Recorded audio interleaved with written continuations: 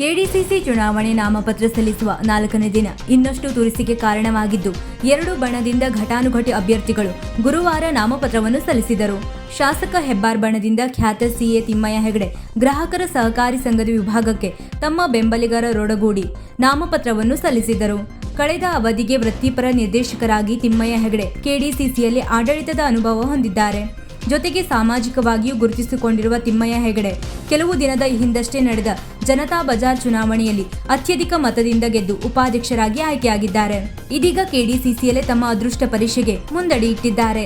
ಅದರಂತೆ ಸಿದ್ದಾಪುರ ತಾಲೂಕಿನ ಪ್ರಾಥಮಿಕ ಕೃಷಿ ಪತ್ತಿನ ಸಹಕಾರಿ ಸಂಘಗಳ ಮತಕ್ಷೇತ್ರದಿಂದ ರಾಘವೇಂದ್ರ ಪ್ರಭಾಕರ್ ಶಾಸ್ತ್ರಿ, ಯಲ್ಲಾಪುರ ತಾಲೂಕಿನ ಪ್ರಾಥಮಿಕ ಕೃಷಿ ಪತ್ತಿನ ಸಹಕಾರಿ ಸಂಘಗಳ ಮತಕ್ಷೇತ್ರದಿಂದ ಗೋಪಾಲಕೃಷ್ಣ ನರಸಿಂಹಗಾಂವ್ಕರ್, ತಾಲೂಕು ಒಕ್ಕಲುತನ ಹುಟ್ಟುವಳಿ ಮಾರಾಟ ಸಹಕಾರಿ ಸಂಘಗಳ ಮತಕ್ಷೇತ್ರದಿಂದ ರಾಮಚಂದ್ರ ಮಹಾಬಲೇಶ್ವರ ಹೆಗಡೆ, ಔದ್ಯೋಗಿಕ ಸಹಕಾರಿ ಸಂಘಗಳ ಮತಕ್ಷೇತ್ರದಿಂದ ವಿಶ್ವನಾಥ್ ಸುಬ್ರಾಯ್ ಭಟ್, ಅರ್ಬನ್ ಬ್ಯಾಂಕ್ ಹಾಗೂ ಕೃಷಿಯೇತರ ಸಹಕಾರಿ ಸಂಘಗಳ ಕ್ಷೇತ್ರದಿಂದ ಮೋಹನ್ ನಾರಾಯಣ್ ನಾಯ್ಕ್ ನಾಮಪತ್ರವನ್ನು ಸಲ್ಲಿಸಿದ್ದಾರೆ.